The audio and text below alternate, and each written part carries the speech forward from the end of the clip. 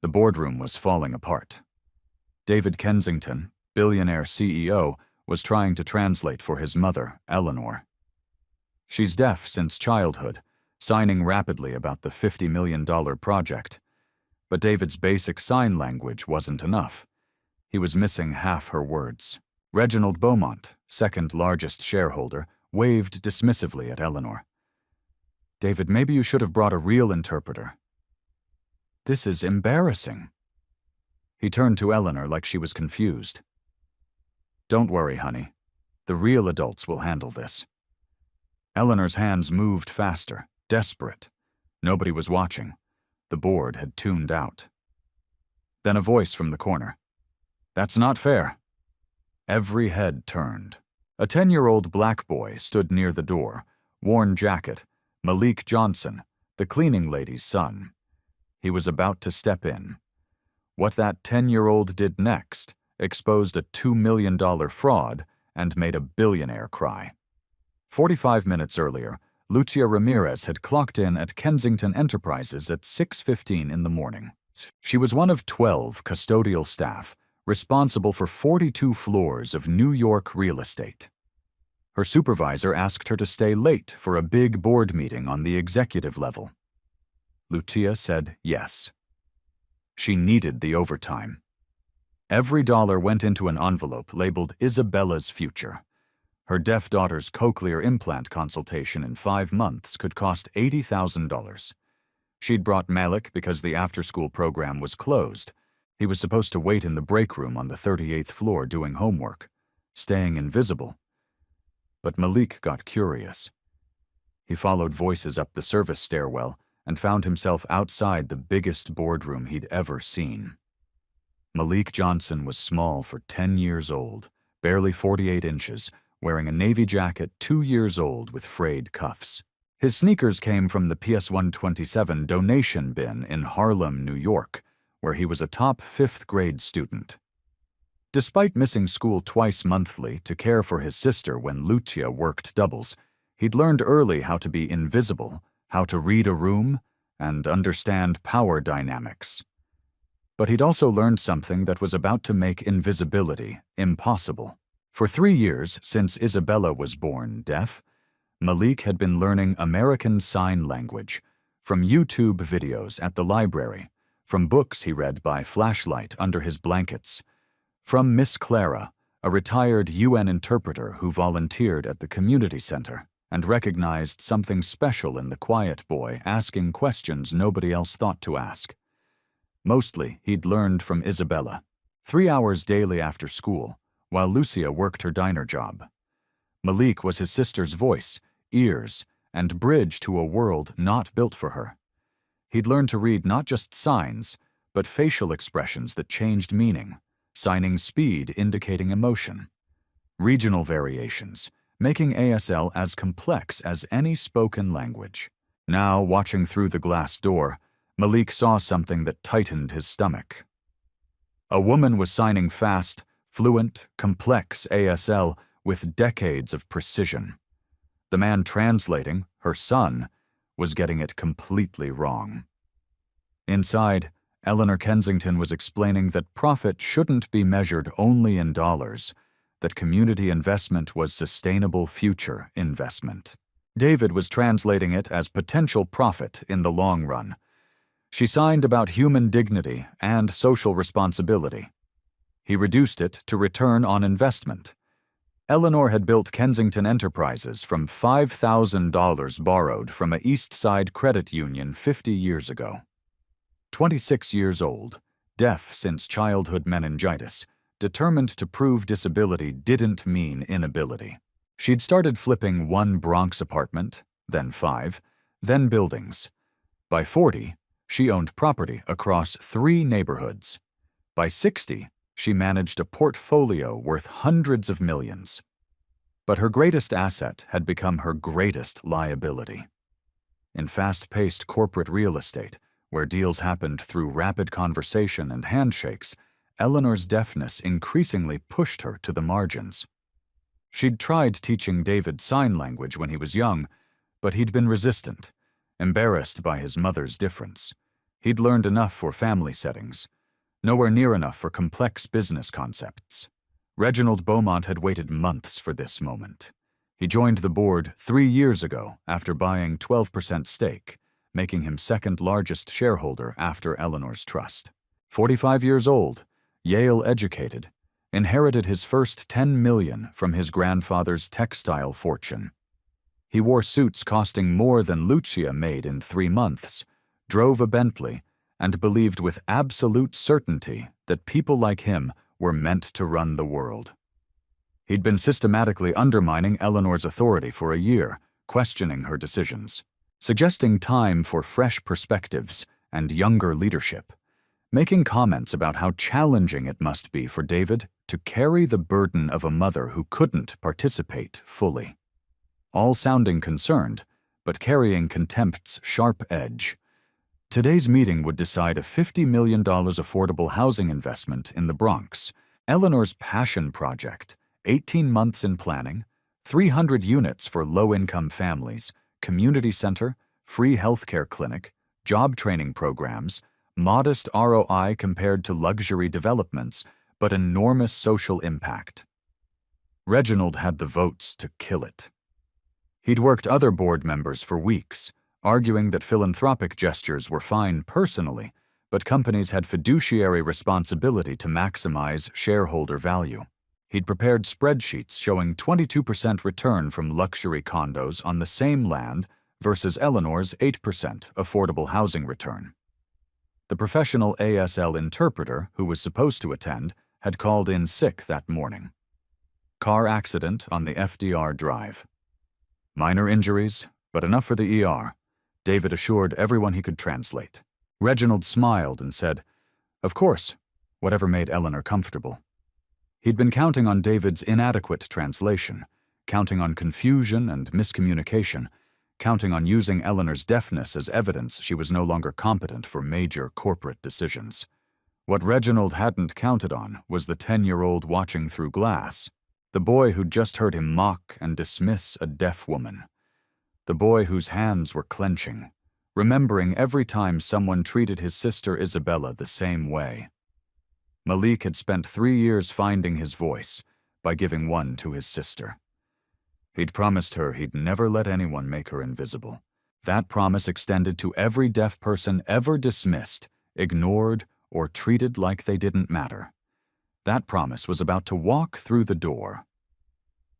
The moment Malak pushed open the door, 12 heads turned. A 10-year-old in a worn jacket standing where he had no business being. "Excuse me," David said, trying to sound kind while being dismissive. "You can't be in here. This is a private meeting." Malik's voice came out smaller than intended. "I'm sorry, sir, but that's not what your mother said." The room went silent. "What?" David stood. "Just now when she was signing, you translated it wrong. She wasn't talking about profit potential. She was talking about social responsibility and sustainable community investment." Reginald Beaumont laughed without humor. "Oh, this is rich business advice from children." He turned to David with exaggerated sympathy. "Are we really hiring from elementary schools now?" "He's not hired. I don't even know who he is." "I'm Malik Johnson, sir. My mother is Lucia Ramirez. She works in custodial. I was waiting downstairs and heard the meeting and saw that Mrs. Kensington wasn't being understood." "That's not right." Eleanor leaned forward. Her hands moved quickly, signing at Malik. A question, a test. Without thinking, Malik's hands responded in fluent ASL. "I can understand you. I can help." Eleanor's eyes widened. She signed faster, more complex. Malik translated aloud. "She's asking how I learned sign language. She wants to know if I'm a professional interpreter." "This is ridiculous," Reginald said, standing. "David, get this kid out before I call security." But Eleanor was signing urgently to David. He watched his mother's hands, catching maybe one word in 5. Frustration growing. "Mom, I can't. Slow down." "She's saying she wants to let me try," Malik said quietly. If there's someone here who can actually understand her, she'd like to have a real voice for once. Reginald's laugh was sharp and mean. Okay, I'll bite. This should be entertaining. He leaned back, fingers steepled. Tell you what, kid. If you can really understand her, and I mean really, not just making up what sounds good, prove it right now. But here's the deal. His smile was all teeth. If you're wasting our time, your mama loses her job right here, right now. If you're right, though, I'll personally donate $100,000 to any charity Eleanor wants. Reginald? That's completely inappropriate, Dr. Margaret Sinclair started. If he's right, Reginald continued, talking over her. If he miraculously can translate better than her own son, we'll all be amazed. How's that for stakes? Lucia appeared in the doorway, face pale, hands clutched, white-knuckled tight. Malik, Mijo, come away. But Malik was looking at Eleanor, and Eleanor was looking back with something he recognized. The same exhausted desperation Isabella had when kids mocked her hearing aids. Someone who'd spent their whole life trying to be heard. Eleanor signed one sentence, slow and deliberate. Malik translated without hesitation. She says, "Let's begin." The entire room held its breath. 3 years ago, Malik's life changed on a Thursday in December. 7 years old, sitting in Harlem Hospital's waiting room, legs swinging because they didn't reach the floor. His mother had been in delivery for 6 hours. When the nurse finally came, she was smiling. "You have a baby sister. Come meet her." Isabella Lucia Ramirez weighed 6 elbhauser 4 Oz. Dark hair like their mother, a grip surprisingly strong. Malik had held her with terrified gentleness, something infinitely precious and breakable. She'd opened her eyes and looked at him. He'd fallen completely in love. Their father had been gone 2 years. He'd left when Malik was 5, wanting a different life, an easier life, one without grinding Harlem poverty and overnight shifts and maxed-out credit cards. When Isabella was 4 months old, Lucia noticed something wrong. The baby didn't startle at loud noises, didn't turn toward voices. The audiologist delivered the diagnosis with clinical gentleness. Profound bilateral sensorineural hearing loss. Born deaf. Nothing to fix, only manage. Lucia cried for 3 days, not because she didn't love her daughter, but because she understood what the world would do to a deaf child when they could barely afford rent. She researched cochlear implants, therapies, special education. Everything cost money they didn't have. Malik, 7 years old, understood enough to be scared. His sister was different. The world wasn't kind to different.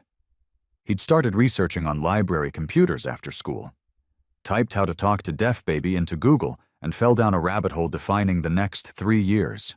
American Sign Language, deaf culture, videos of deaf children communicating with families, deaf adults advocating for their community. He found a channel run by a deaf woman named Rachel, teaching basic ASL to hearing parents. Malik watched every video, practiced in the bathroom mirror, small hands stumbling through the alphabet, then words, then sentences. When Isabella was 8 months old, Malik signed milk to her. She stared at his hands.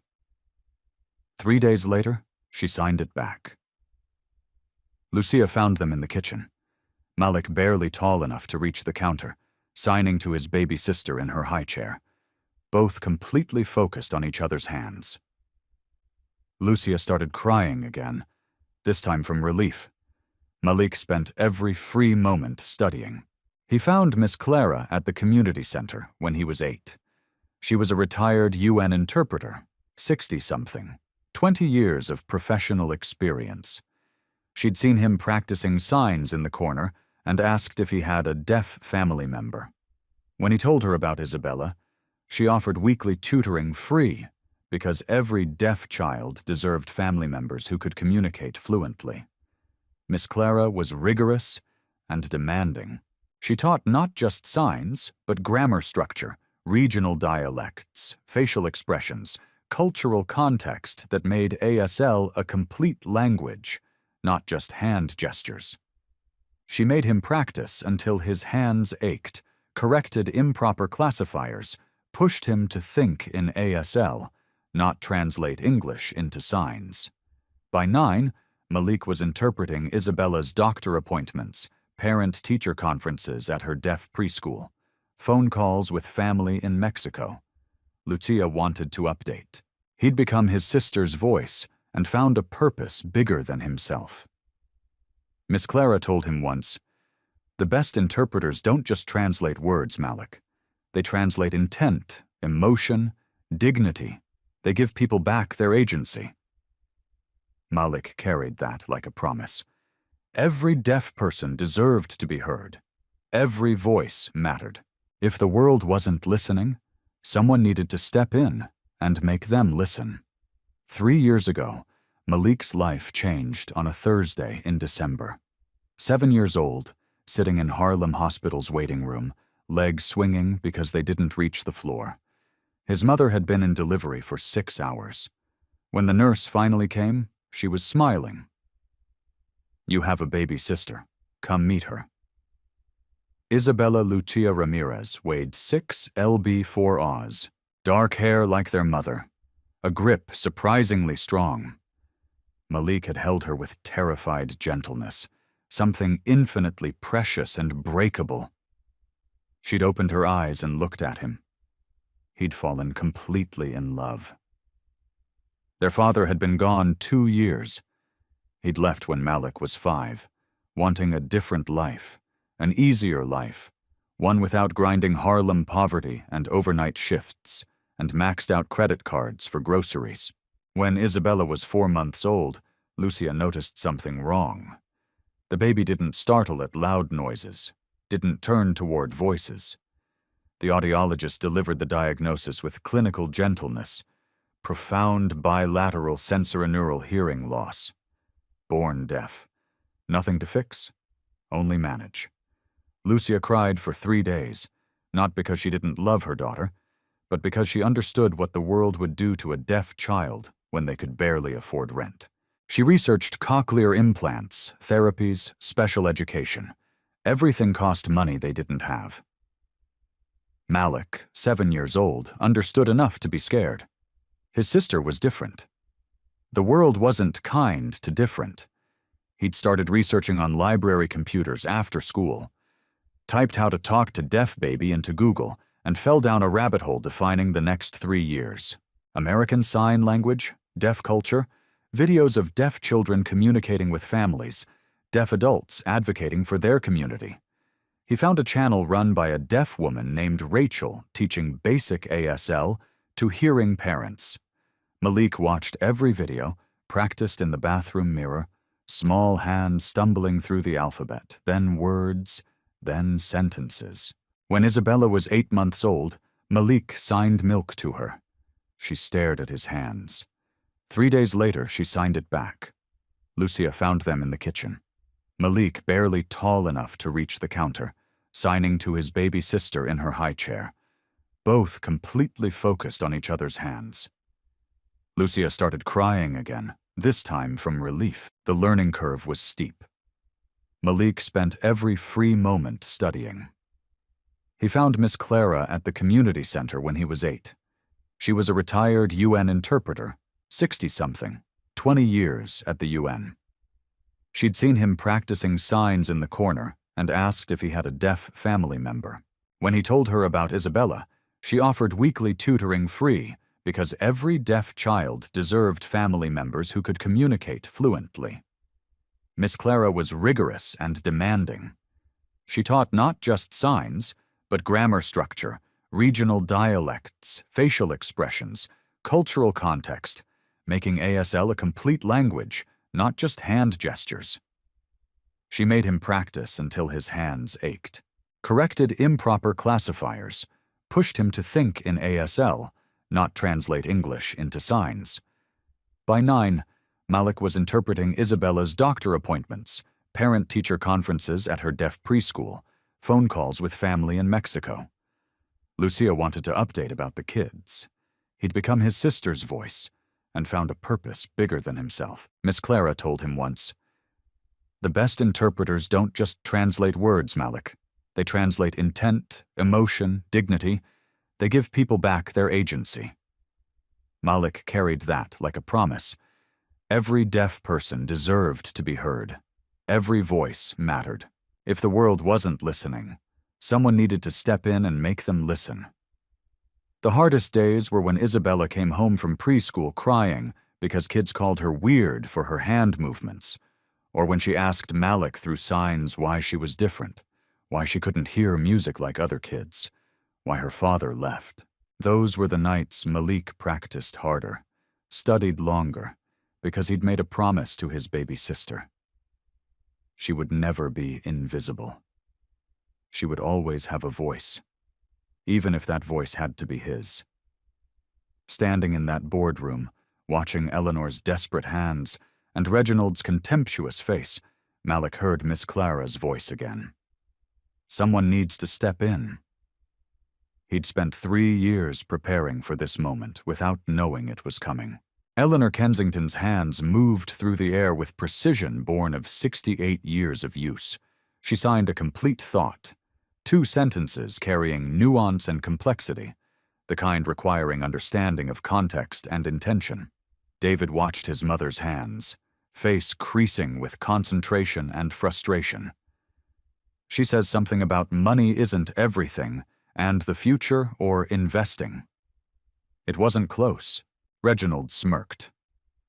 "Brilliant translation, David. Very specific. I'm sure we can build a $50 million strategy around money isn't everything." Board members shifted uncomfortably.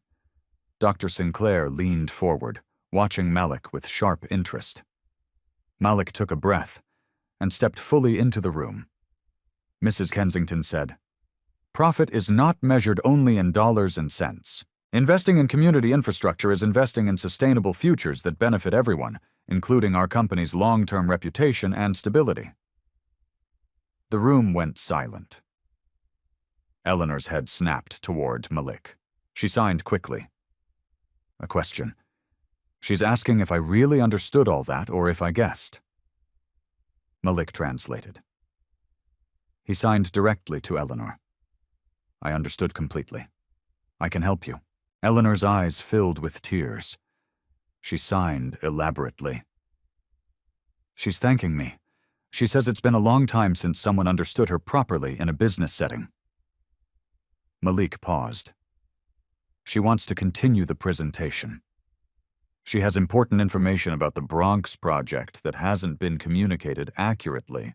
Reginald's smirk faded slightly. "Okay, that was cute.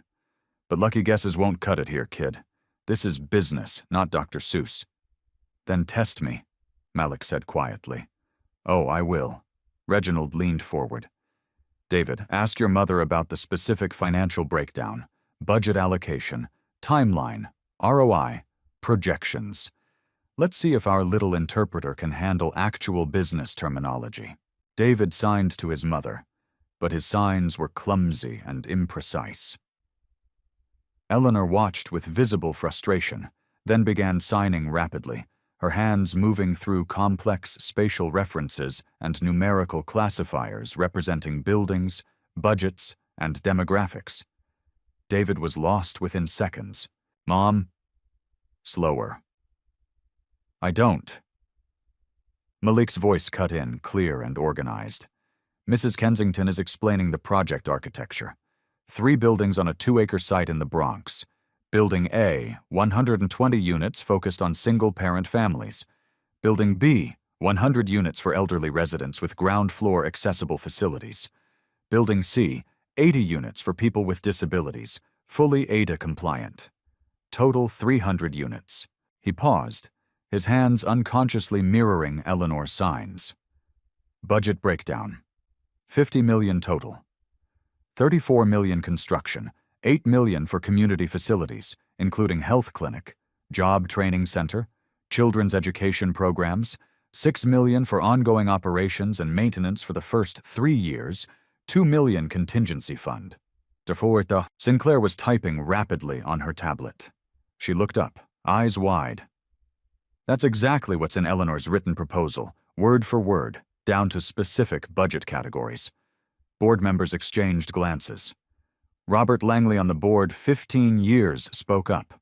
How does a 10-year-old know technical ASL well enough to translate financial terminology? Reginald jumped in. He doesn't. He obviously memorized Eleanor's proposal somehow. This is staged. I've never seen Mrs. Kensington's proposal, Malik said. I'm just translating what she's signing right now. Prove it. Reginald's voice had an edge. David, I'm going to ask Eleanor something she can't have prepared for. Something not in any written proposal. Ask her about property tax implications in year 3, accounting for the city's projected tax rate increases and potential market fluctuations. A trap complex enough that even if Malik had seen Eleanor's proposal, it wouldn't cover this specific hypothetical. David would have to sign it, and odds were he'd mangle the question so badly Eleanor's answer wouldn't make sense. David signed to his mother, struggling with terminology. Malik could see him leaving out words, simplifying concepts because he didn't know proper classifiers. But Eleanor understood enough. She paused, thinking, hands still. Then she began signing a detailed response, face showing concentration of someone doing complex mental calculations. Malik watched carefully, processing not just signs, but grammatical structure and spatial reasoning. Mrs. Kensington says property taxes will increase approximately 3.2% annually based on the city's historical patterns.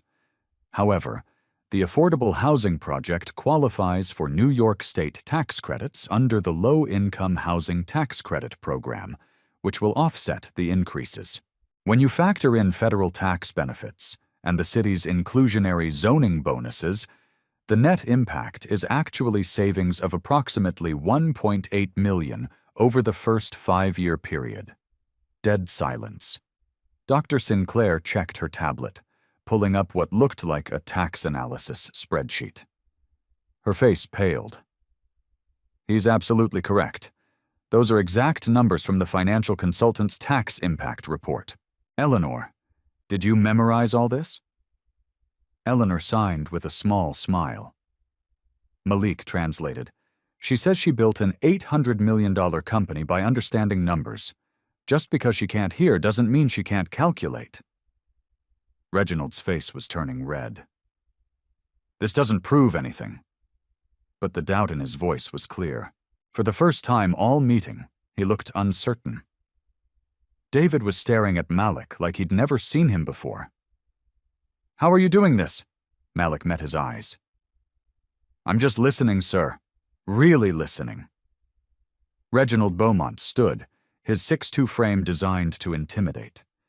He walked around the table until he was standing feet from Malik. The power move was obvious. The 10-year-old had to tilt his head back to meet his eyes. Okay, smart kid. Let's see if you can handle this.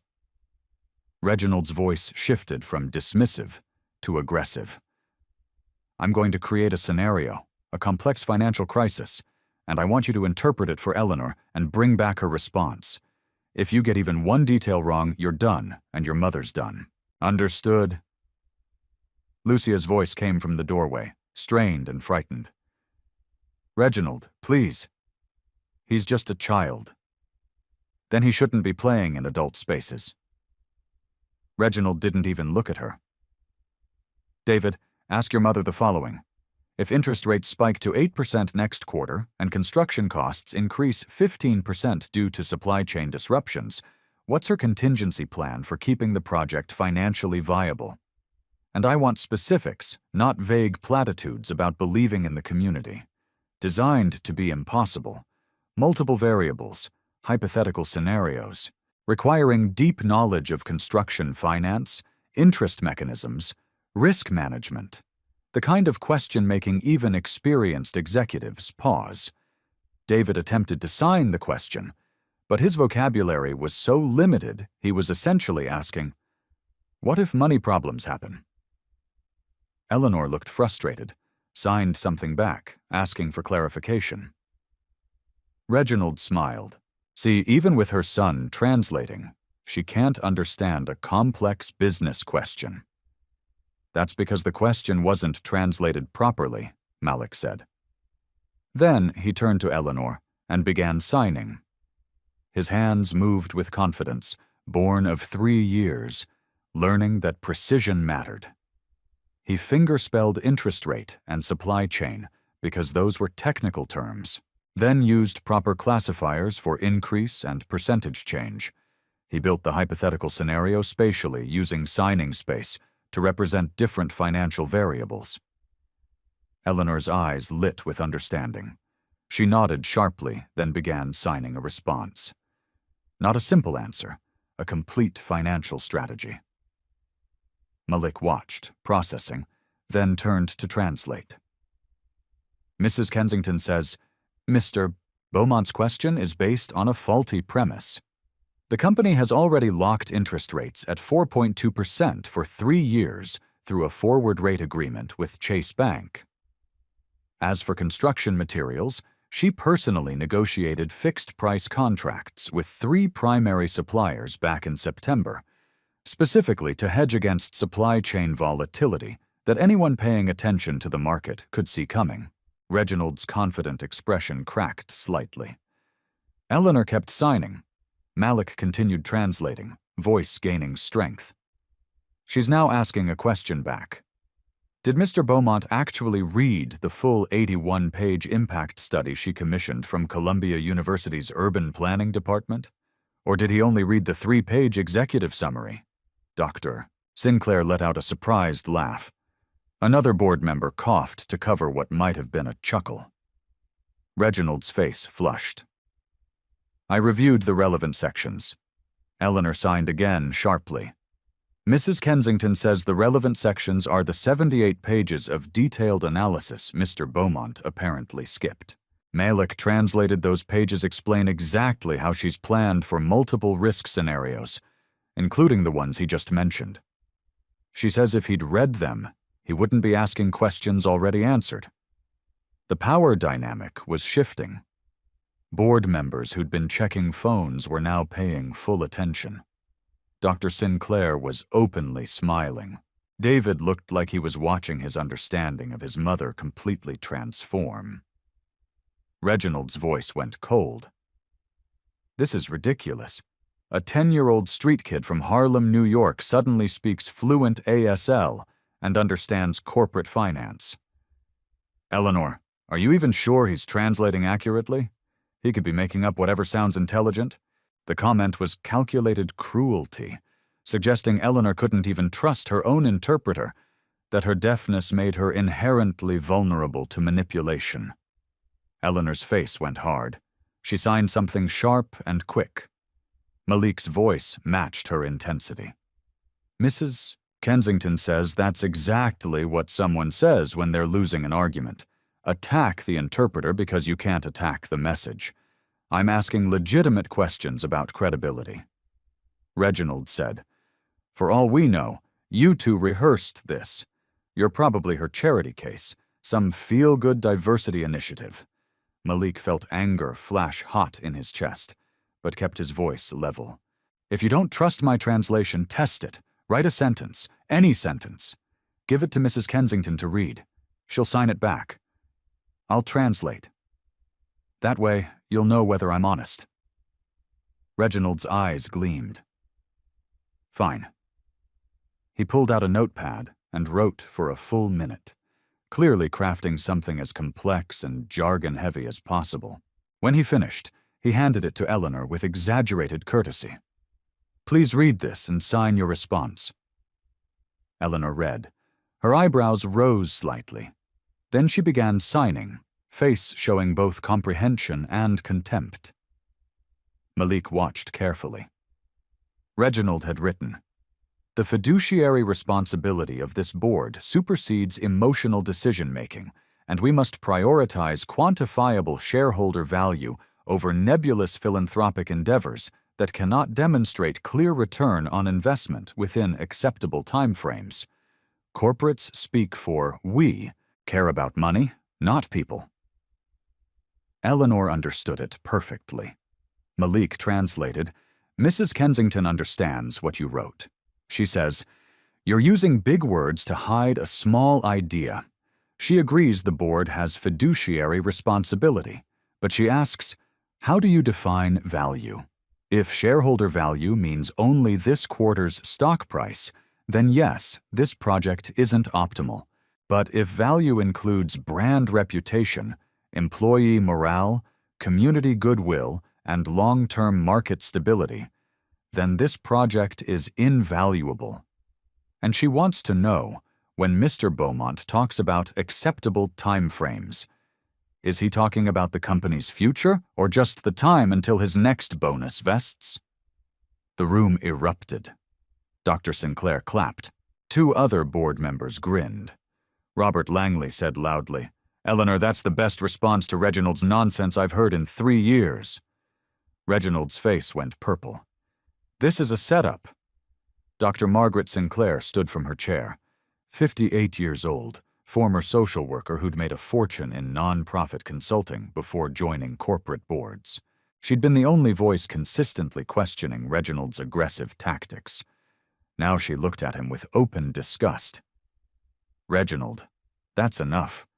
This child has demonstrated more professionalism and competence than you've shown this entire meeting." She turned to the rest of the board. "For 3 years, I've watched us sideline Eleanor because communication was difficult, because it was easier to let David give simplified summaries than actually ensure we understood her complete vision. We failed her. We failed our fiduciary duty to hear from our largest shareholder, and a 10-year-old just showed us exactly how badly." David stood, walked to his mother, and knelt beside her chair.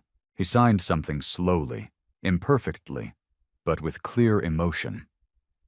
"I'm sorry, Mom. I should have learned better. I should have tried harder." Eleanor's hands moved in response. Malik translated without being asked. She says, "It's not your fault. She knows you tried, but trying isn't enough. This is the first time she's felt truly heard in years." Anita Desai, another board member, spoke up. "Eleanor, I need to apologize.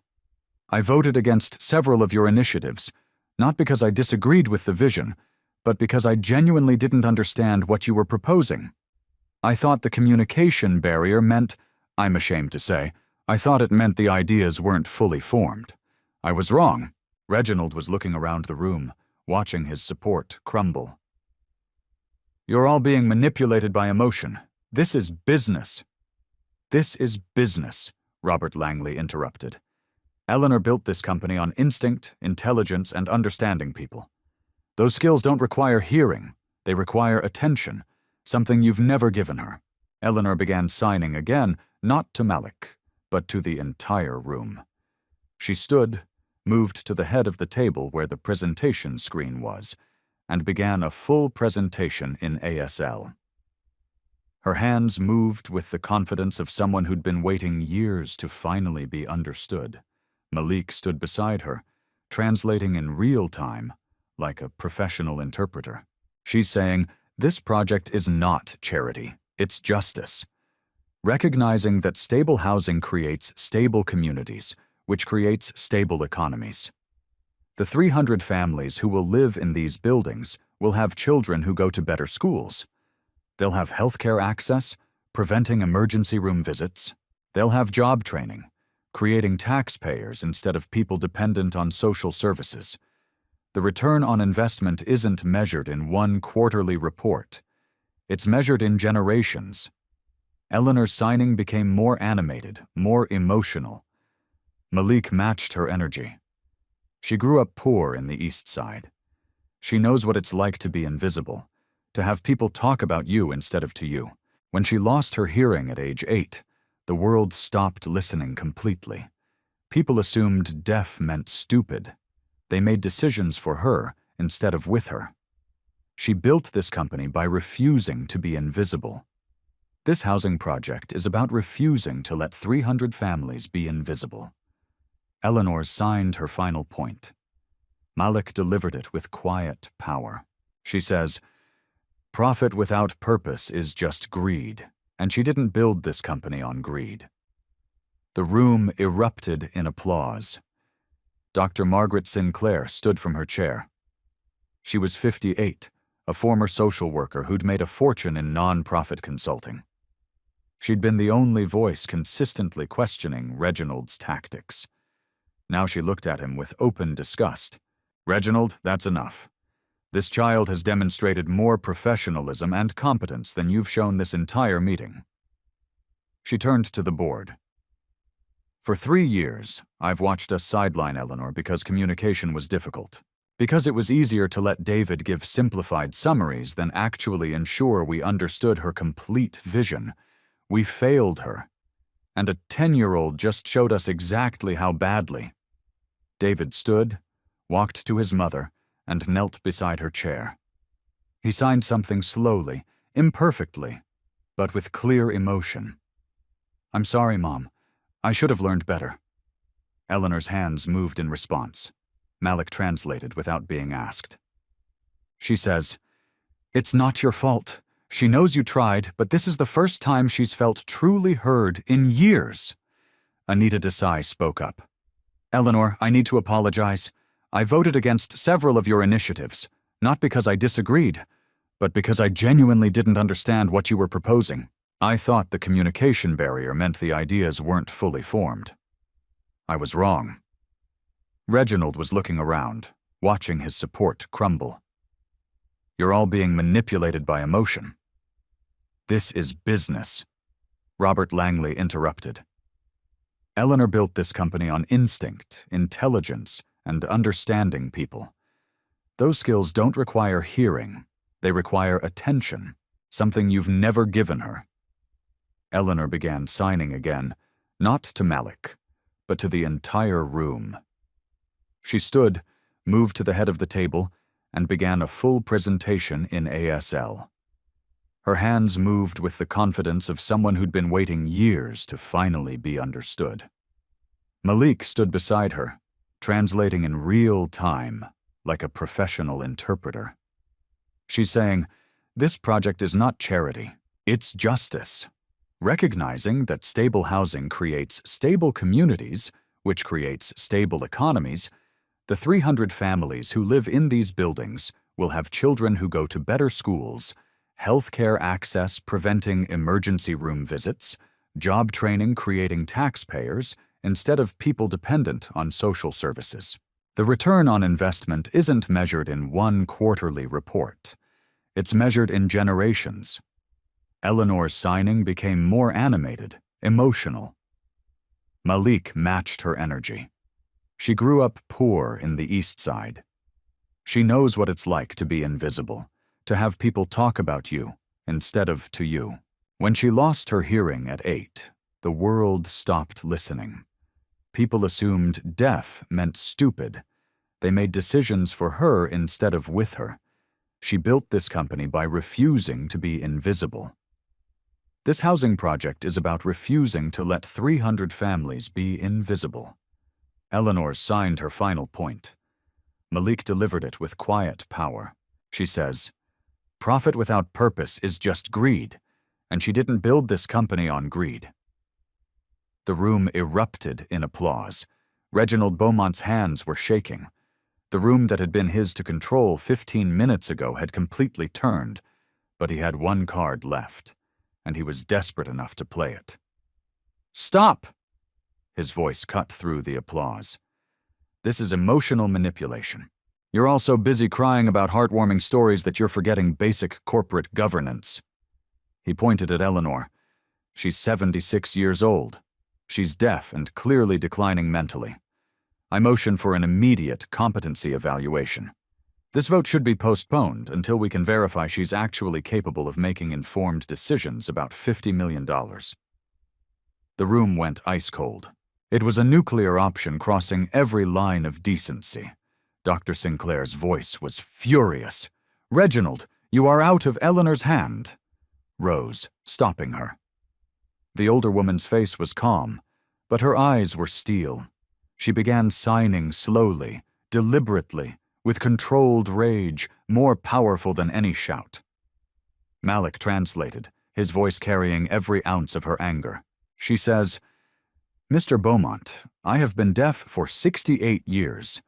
Not one single day have I allowed it to define my intelligence. I built this company from $5,000 borrowed dollars into an $800 million empire. I can read a financial statement better than you. I understand people better than you. I understand markets better than you. And I understand something you clearly don't, that competence and compassion are not mutually exclusive." Eleanor's hands moved faster now, more intense. "For the past 6 months, I've noticed discrepancies in our Q2 and Q3 financial reports. Small things. Vendor payments that didn't quite match invoices, expense reports with unusual patterns. So I did what I've always done when something doesn't add up. I hired a private auditor, someone with no connection to this board, someone who could look at our books with fresh eyes." Reginald's face had gone from red to white. "The audit report is in the drawer of this conference table, right side, third drawer down. David, would you get it, please?" David opened the drawer, pulled out a thick manila envelope. Dr. Sinclair took it, opened it, and began reading. Her expression shifted from curious to shocked to furious in 30 seconds.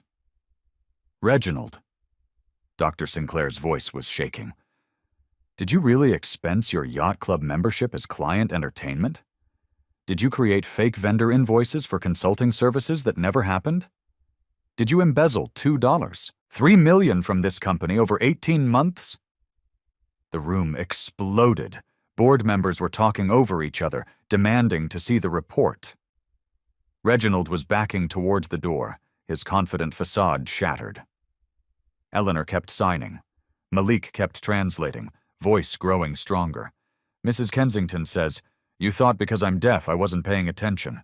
You thought because I couldn't participate easily in meetings, I didn't know what was happening. You were wrong. I don't need ears to see patterns in numbers. I don't need a voice to expose theft, and I don't need you to speak for me." Malik paused, as Eleanor's hands formed the final signs, "because I have a voice right here." Reginald made one last desperate attempt. He looked at Malik with pure venom. "You think you've won something, boy? You're just a poor black kid who'll end up exactly like your mama, cleaning toilets for people like me. You don't belong in places like this." The room gasped. The mask had come completely off. Malik stood straighter. He looked Reginald directly in the eyes, and signed as he spoke, hands and voice perfectly synchronized. "You're right that I don't belong. Not in a place where people like you make decisions. But Mrs. Kensington belongs. My sister belongs. Every person you've ever dismissed or underestimated belongs. And we're not going anywhere." He took a breath. "Sometimes the weakest piece makes the winning move. You never saw me coming, Mr. Beaumont. That's your mistake, not mine." Eleanor stood, walked to Malik, and pulled him into a hug. The entire board stood and applauded. Everyone except Reginald, who was already heading for the door. "Security will escort you out," Dr. Sinclair said coldly. "Don't bother coming back." After Reginald left, escorted by 2 security guards, the energy in the room shifted, the adrenaline drained, leaving something quieter and more profound. Dr. Sinclair made a formal motion. "I move to remove Reginald Beaumont from this board, effective immediately pending full investigation into the financial irregularities detailed in Eleanor's audit report." All in favor? Every hand went up, unanimous. "I'll be contacting our attorneys within the hour," Dr. Sinclair said, "and the district attorney's office. This is criminal fraud." Eleanor sat back down, suddenly looking exhausted. She signed something to Malik, and he pulled up a chair beside her. They had a conversation in ASL, hands moving in a private language nobody else could fully follow, but the emotion was clear. Gratitude, connection, understanding. Finally, Malik turned to translate. "Mrs. Kensington is asking me how old I am, how long I've been learning ASL. She wants to know about my sister." For the next 5 minutes, Malik told them about Isabella, about learning from YouTube videos and library books, about Miss Clara at the community center who'd seen potential in a scared 8-year-old boy, about hours practicing until his hands ached, about becoming his sister's voice because the world wasn't built for deaf children. "She taught me something," Malik said, quietly. "My sister, she signs to me. Don't pity me, just listen to me. That's all she wants, that's all any deaf person wants. Not pity, not charity, just respect, just being heard." Eleanor signed again, tears running down her face. Malik translated. "Mrs. Kensington says Miss Clara would be proud of me and that my sister is lucky to have me." Lucia was invited into the boardroom. She'd been standing outside, terrified and proud and overwhelmed. Eleanor signed to her directly, and Malik translated. "She says you raised an extraordinary son, that his compassion and intelligence didn't come from nowhere. They came from you. She says you should be very proud." Lucia started crying, pulling Malik into a hug that lifted him off the ground. "Mijo, you were so brave." David knelt beside his mother again. This time he didn't try to sign. He just spoke, knowing Malik would translate. "Mom, I failed you. For years I told myself I knew enough sign language to get by. But I was lazy. I was embarrassed, and I let my embarrassment become your isolation. I'm so sorry." Eleanor's response was gentle. Malik translated. She says, "You tried. That matters. But trying isn't enough anymore. Starting tomorrow, you're hiring a full-time ASL interpreter for this company, and you're going to take professional lessons, real lessons. No more excuses." "I promise," David said. "Every day, I swear." Dr. Sinclair addressed the room. "This board has failed Eleanor for years. We let communication barriers become an excuse for exclusion. We assumed difficulty meant inability. We were lazy. We were ableist. And we were wrong." She looked at each board member. "From this day forward, every single meeting will have professional ASL interpretation. We'll implement it company-wide. And we'll actively recruit deaf and hard of hearing employees at every level," Anita Desai added. "And we'll fund a scholarship program for kids who want to become interpreters. Kids like Malik who understand that language is about more than words. It's about dignity." Eleanor signed something with a small smile. Malik translated. "She says it only took 10 years and a child to teach you all what she's been trying to say from the beginning." The room laughed, the sound carrying both shame and hope. Robert Langley spoke up, all in favor of approving Eleanor's Bronx affordable housing project. Every hand rose, unanimous again. "Approved, Doctor," Sinclair said. $50 million. Let's build something that matters." Eleanor looked at Malik and signed one more thing. He didn't translate out loud, just signed back. A private conversation between two people who understood what it meant to fight to be heard. But the meaning was written on both their faces. "Thank you for listening. Thank you for speaking up. Thank you for stepping in." The story didn't end in that boardroom. In many ways, it was just beginning. Within 24 hours, security footage from the meeting had leaked with Eleanor's permission. The video went viral. 10 million views in 48 hours, 20 million by week's end. The image of a 10-year-old black boy standing up to executives, translating for a deaf billionaire, exposing fraud, and defending dignity resonated across every demographic. The New York Times ran it front page. 10-year-old interpreter exposes boardroom fraud, gives voice to deaf billionaire. CNN picked it up. Good Morning America invited Malik, Lucia, Isabella, and Eleanor for an interview. Malik translated the entire segment with Isabella on his lap, occasionally signing questions that made the hosts tear up. The hashtag Justice for Malik trended within hours, but Malik himself redirected it. In every interview, every post, he changed the narrative. It wasn't about him. It was about deaf voices matter, about every voice matters, about building a world where communication barriers didn't become excuses for exclusion. Reginald Beaumont's fall was swift and complete. The FBI confirmed everything in Eleanor's audit. $2.3 million in fraudulent expenses, fake invoices, embezzled funds through shell companies. He was arrested within a week, indicted on 15 counts. His wife filed for divorce. His yacht club membership was revoked. His New York reputation was destroyed. The man who'd believed privilege and pedigree made him untouchable learned that some things couldn't be bought or inherited.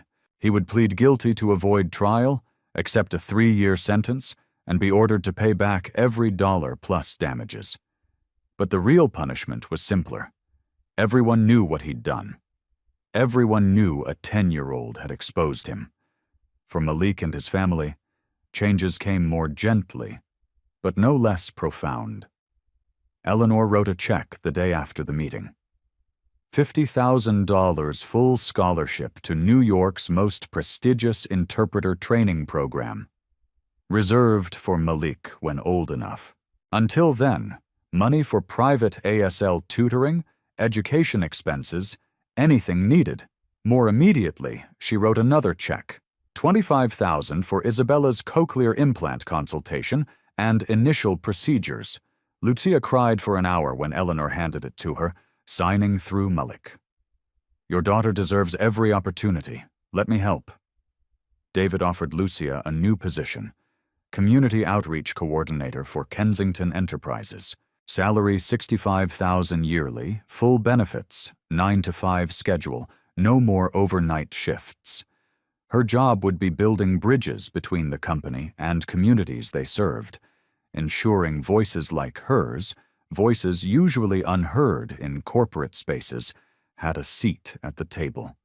Lucia quit her restaurant job that night. For the first time in 7 years, she'd have a schedule letting her see her children before bedtime. Within 3 months, the family moved from their cramped Harlem 1-bedroom to a spacious 2-bedroom in a better neighborhood. Isabella started at a new school with a full-time ASL interpreter and deaf education specialists. Malik stayed at a 127 because he loved his teachers, but he started a program there, teaching free ASL classes to any student who wanted to learn. 200 kids signed up the first semester. Malik became the youngest certified community interpreter in New York, granted a special waiver due to exceptional skills and clear need for his services. He volunteered 10 hours weekly at non-profits, interpreting for deaf families who couldn't afford professional services. He was interviewed by Gallaudet University's Youth Outreach Program, asked to speak at a National Association of the Deaf conference, invited to the White House for a ceremony celebrating young activists.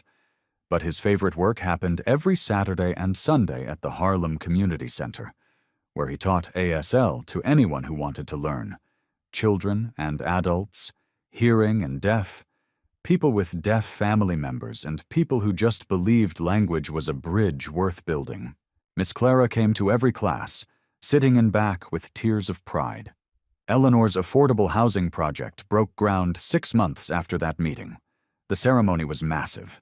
300 families, many already selected for first-round units, local politicians, community leaders, news crews. Eleanor stood at center, flanked by David, Malik, Isabella, and Lucia. When it was time for her speech, she signed and Malik translated, his voice carrying across the crowd through microphones. "This building is not named after me," Eleanor signed, and Malik spoke. "It's named after the people who taught me what matters. It's called the Johnson Community Center for Deaf Services." Malik's eyes went wide. He hadn't known. Lucia gasped, covering her mouth. Isabella, understanding enough, started crying. The community center would house not just apartments, but a full-time ASL education program.